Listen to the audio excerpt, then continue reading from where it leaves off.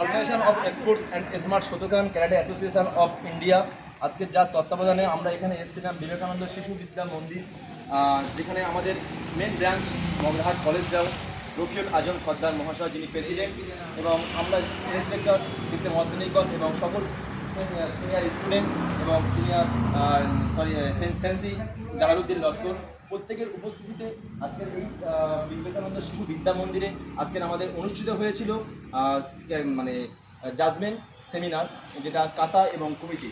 তো তার সমস্ত কিছু রুলস রেগুলেশন আমরা সবাইকে দিতে পেরেছি, সকল ছাত্রছাত্রীদেরকে, এবং তারা সঠিকভাবে বুঝে নিয়েছে, তারাও ভালো ফিডব্যাক পেয়েছেন এবং তারা সকলে খুব খুশি।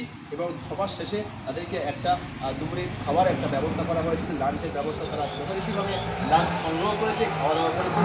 আমাদের সেমিনারটা কমপ্লিট করে আমরা বাড়ির দিকে রওনা দিলাম।